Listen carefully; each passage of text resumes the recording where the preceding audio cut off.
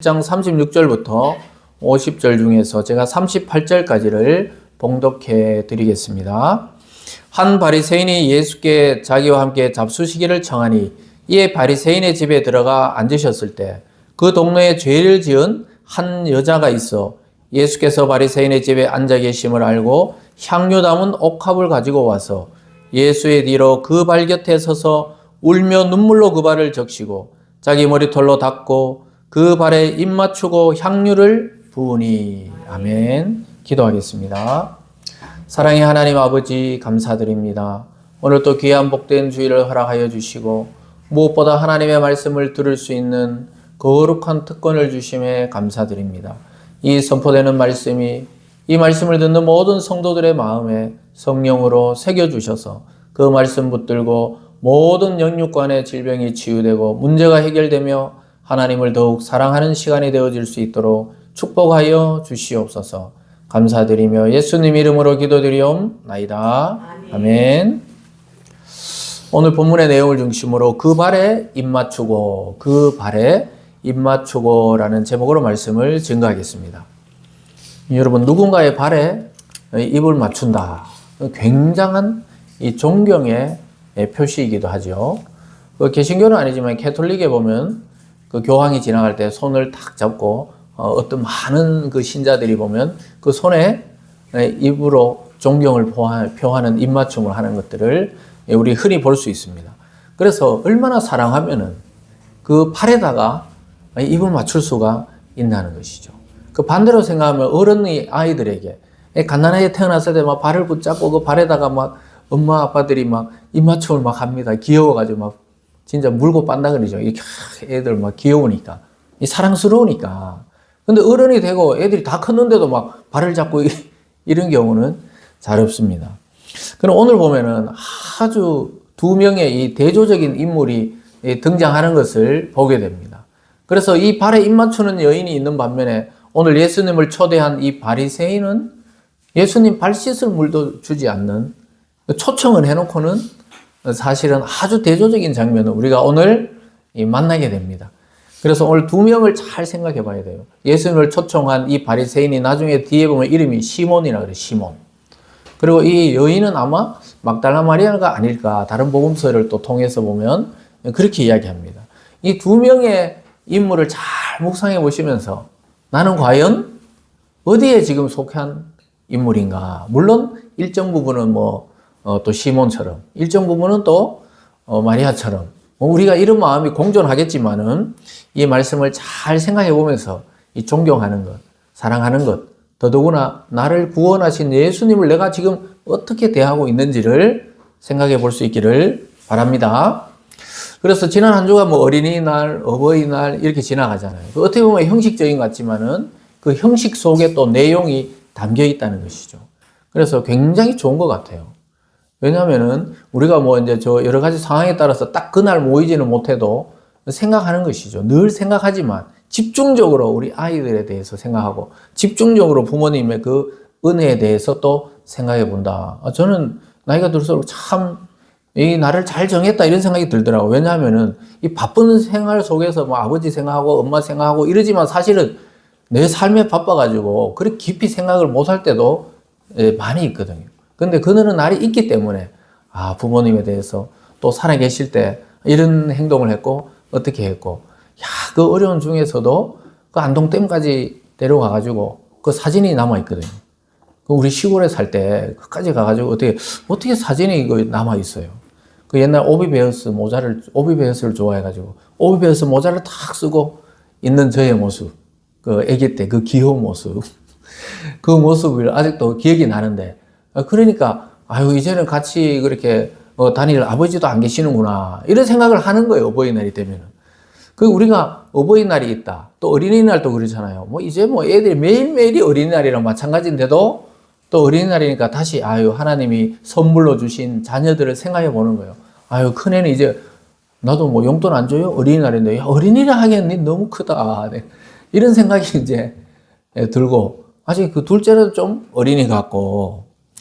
제가 무슨 말을 하냐면요, 아이들에게 이 사랑을 베풀 때 생각하다 보면은 내가 부모에게 받은 그 사랑의 은혜, 그 사랑의 값을 이 생각해 보는 거예요.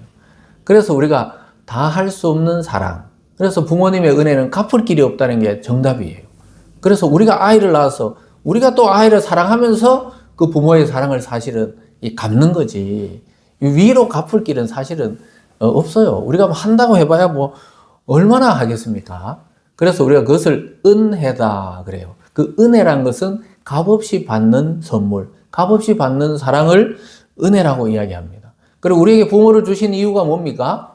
하늘 부모를 볼 수 없으니까. 하나님을 볼 수 없잖아요. 그래서 이 땅에 부모를 대신 세워놓고 그 자기 부모를 생각하면서 하나님 아버지에 대해서, 하늘 그 부모에 대해서 생각할 수 있도록 우리에게 육체적인 부모를 주신 거거든요. 그래서 우리가 호흡하고 또 눈으로 보고 또 이 땅을 살아가는 모든 것이 하나님의 은혜, 그 사랑에 기인했다는 사실을 깨닫게 되기를 바랍니다. 그래서 부모들의 사랑을 깊이 생각하다 보면 이 하나님이 우리를 얼마나 사랑하시는지를 더 깊이 알게 된다는 겁니다. 그래서 물질적으로 갚을 수 없기 때문에 그것을 은혜라 하는 거예요. 물질적으로 우리가 갚는다 생각해 보세요. 만약에 우리가 아이를 낳았어요. 태어날 때 엄마 병원비 얼마 들었고, 치료할 때 얼마 들었고, 감기약 얼마 들었고, 장부를 막 일일이 써가지고, 학교 들어갈 때 책가방 얼마 들었고, 대학 들어갈 때 등록금 얼마 들었고, 아빠가 병원에 입원했을 때 얼마 들었고, 밥값은 얼마고, 숙박비는 얼마고, 막 이렇게 막 장부를 막 매일매일 써가지고 나중에 애들이 취직했을 때 장부를 탁 주면서 갚아라 이제부터. 이런 부모는 거의 없을 겁니다. 그건 사랑이 아니고 거래가지요, 거래. 그거는 뭐 그냥 보모이지, 보모. 내가 이거 애 대신 키워주고 돈 받는 것처럼. 그런 부모는 없을 거예요. 모르겠어요. 또 그런 부모 있는지 모르겠지만 아마 거의 없을 겁니다. 그 물질과 시간과 자기 희생에 대해서 아깝다고 생각하는 부모는 거의 없습니다. 만약에 그렇다면 거래라 그러면 장부를 다 적어놨겠죠. 그래서 남녀 간의 사랑도 마찬가지입니다. 그 사랑의 가치에 대해서 남녀 간의 사랑도 내가 뭔가 손해본다는 생각이 들기 시작할 때 곧 헤어지게 되어 있습니다. 그거는 안 돼요. 사랑이 성립될 수가 없어요. 뭔가 아깝지 않은 거예요. 시간도 아깝지 않고, 뭐 물질도 아깝지 않고, 또 막 같이 있는 시간이 막 엄청 지루하다. 그러면 이게 문제가 있는 거거든요. 그런데 어떻게 해요? 막 연애를 하고 이럴 때 막 같이 어떻게 해가 왜 이래 짧나? 아침에 만났는데 금방 저녁이 내가 집에 돌아가야 된다. 이게 사랑이거든요. 그래서 근데 우리 인간적인 사랑을 생각해도 이런데 하나님이 우리를 사랑할 때 어떻게 사랑했냐면은 사도 요한이 정확하게 이야기했어요. 요한복음 3장 16절에 하나님이 세상을 이처럼 사랑하사 자기 독생자를 주셨으니 이렇게 말합니다. 여러분 제가 만약에 어떤 내 친구 아이 살리려고 우리 애 중에 하나를 죽여야 된다.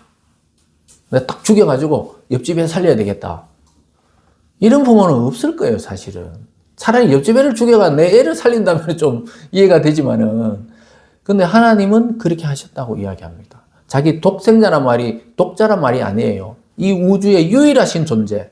그 존재를 육체로 이 땅에 보내셔서 십자가에 달려 우리 대신 죽게 만드신 분이 하나님이에요. 그래서 그 사랑을 이처럼 사랑했다 이 말이 이해할 수 없는 사랑이다 이 말이에요. 그래서 우리가 아무리 이해해 보려고 해도 이해할 수 없는 그 사랑이다 이렇게 표현합니다. 그 손해도 이런 손해가 없죠. 하나님 입장에서는. 아니 내가 만든 인간이 그 타락하지 말라 그랬는데 그 선악과를 따먹고 타락했는데 그걸 또 복귀시키기 위해서 자기 독생하신 예수를 이 땅에 보내가지고 우리를 살린다. 저는 가만히 밤마다 한 번씩 이 말씀을 생각하면서도 어제도 이걸 생각하면서 이 본문을 생각하면서 이해가 안 되는 거예요. 어떻게 이처럼 사랑하사.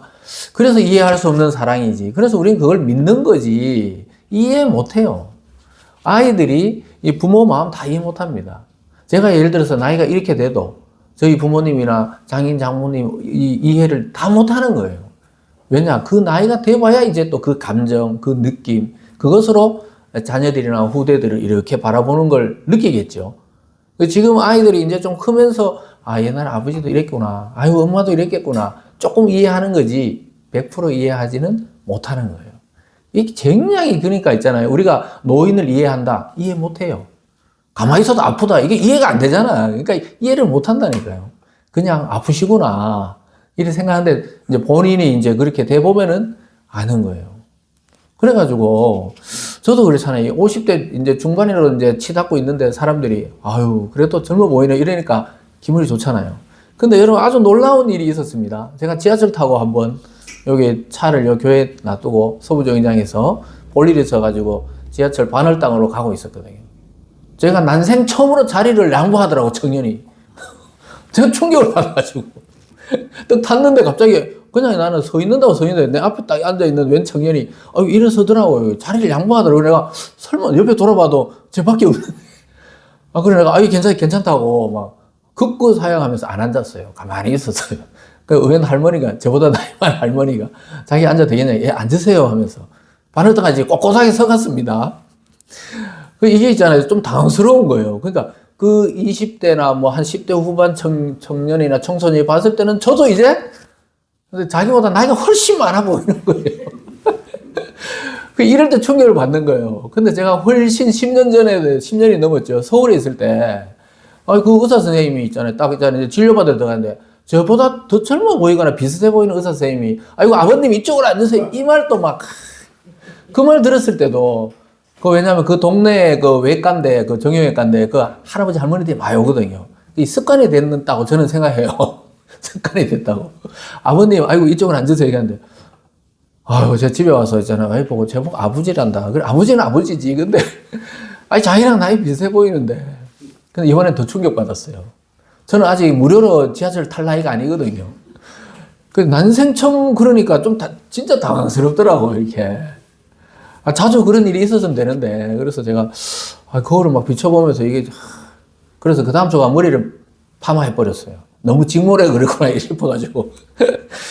그러니까 어른들도 이렇게 했구나. 처음 있잖아요. 버스에서나 이럴 때 자리 양보 받으면 굉장히 있잖아요. 그런 느낌이 든다 하시더니 난 너무 일찍 양보를 받은 거 아닌가 이런 생각하면서 얘가 시력이 나빴겠지. 저는 계속 이렇게 생각하면 얘가 안경을 안 쓰고 왔겠지. 이 청년이 혼자 뭐 이렇게 뭐 여러 가지 생각을 하면서 그날 만나는 사람인데 가서 그 이야기를 했더니 그렇게까지는 안 보이시는데 무슨 말을 합니까?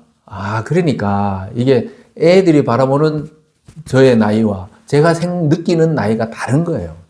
그러니까 그 고등학생이나 대학교 1학년 이래 돼 보이는 청년이 봤을 때는 저도 이제 나이가 많아 보이던 거예요. 속일 수가 없는 거예요.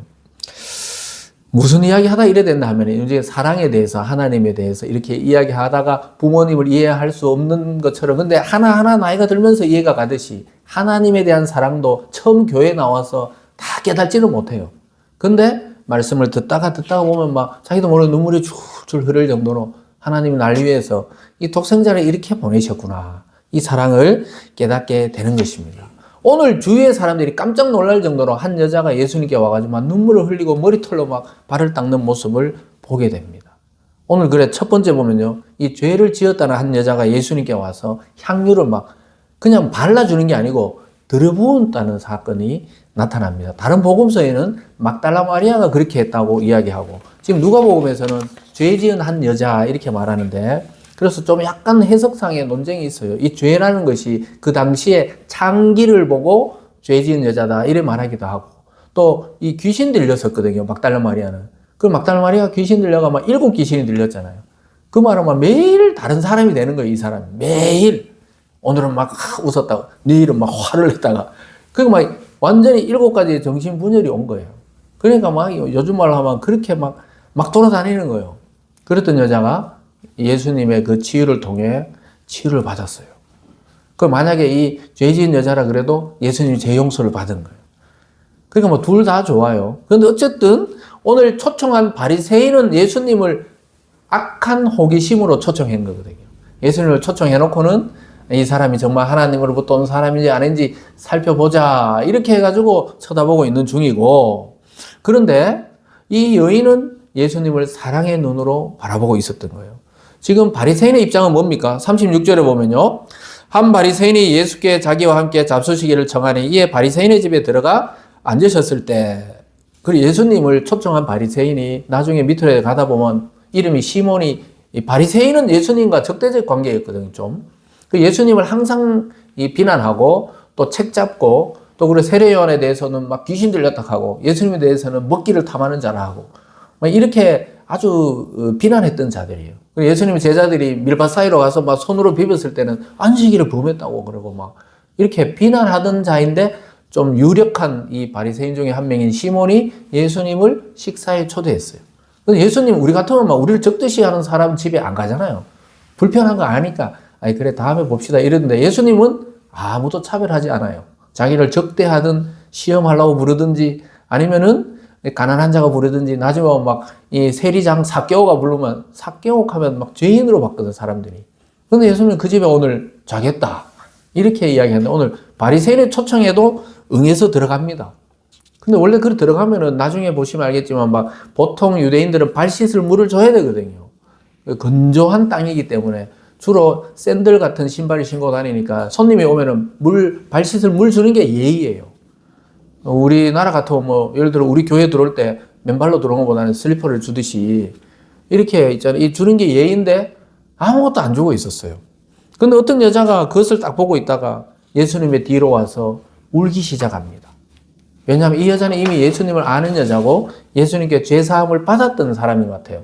그래서 막 자기가 예수님이 들어오는 거 보고는 막 감동해가지고 자기 마을에 왔다는 소식을 들을 때부터 눈물이 났던 거예요. 여러분 너무 좋아도 이게 울거든요. 우리가 감동을 받아도 울잖아요. 막 화가 나고 슬퍼도 막 울지만은 이 감동을 받아도 막 웃음을 넘어서서 울음이 터질 때가 있거든요. 그 여자가 막 그런 감동을 받았어요. 그래서 막 눈물이 막 발등에 뚝뚝 떨어집니다. 예수님 발등에 뚝뚝. 여러분 아이들 울 때 보면 눈물이 뚝뚝뚝 떨어지잖아요. 갑자기 막. 막 고함만 쳐도 막 야 이놈아 이래도 갑자기 애들이 눈물이 뚝뚝 떨어지잖아요. 애들이. 이 여자가 눈물이 지금 뚝뚝 떨어지는데 발등에 눈물이 뚝뚝 떨어지는 거예요. 이런 경험을 해본 적이 있습니까, 여러분? 눈물이 뚝뚝 떨어져가 막 온 볼을 적시고, 막 발을 적시고, 또 어떤 사람은 막 있잖아요. 기도해 주다 보면 있잖아요. 손잡고 기도해 주다 보면 눈물을 뚝뚝 흘리는 분들도 있거든요. 눈물을 쭉쭉 말없이 흘립니다. 그 목회를 하다 보면 참 그런 경험이 있어요. 이 기도를 막 해주다 보면 눈물을 툭툭 흘려요. 그래서 저번에 얼마 전에 요 동네 할아버지 할머니를 만났거든요. 많이 건강해졌더라고. 그분이 기도했는데 할아버지가 눈물을 줄줄 흘리더라고. 병원에 가서 기도해 줬을 때. 당사자는 울진 않는데 옆에 할아버지가 눈물을 줄줄 흘리시더라고요. 그런 것들을 경험하는데 예수님이 지금 오늘 가만히 계시는 거예요. 보통 아유 이제 됐다 이러던 예수님은 가만히 계세요. 그 여자가 막 눈물을 뚝뚝 흘리는데 그 바리새인은 막 아이고 저 예수님 죄인이 저래 막 예수님 발을 만지고 막 거기에 막 입 맞추고 막 머리로 발을 닦고 하는데도 가만히 계시네. 예수님 잘 모르시는가 보네. 저 여자가 어떤 여잔지. 이런 생각하는데 예수님이 이 여자를 아는 거예요. 37절부터 보면 이렇게 말합니다. 그 동네에 죄를 지은 한 여자가 있어 예수께서 바리새인의 집에 앉아 계심을 알고 향유 담은 옥합을 가지고 와서 예수의 뒤로 그 발 곁에 서서 울며 눈물로 그 발을 적시고 자기 머리털로 닦고 그 발에 입 맞추고 향유를 부으니. 여러분 이걸 한번 그림으로 상상해 보세요. 너무나 감사하고 감격하니까 막 예수님 보자마자 눈물이 뚝뚝 떨어지는 거예요. 여러분도 그렇겠죠? 저와 여러분도 예수님 만약에 오늘 저 교회 뒷문을 열고 들어왔으면 막 저도 막 눈물이 날 것 같아요. 예수님 막 십자가 못 박힌 거, 옆구리 찔린 거 막 그대로 와가지고 막 예수님 이때는 살아계실 때고 이제 부활하신 예수님이니까. 그래서 들어온 다음에 정말 있잖아요. 이제 뭐 목회도 끝났구나. 예수님 따라 천국으로. 이러면서 눈물을 막 흘릴 것 같은데 이 여자가 지금 그런 거예요.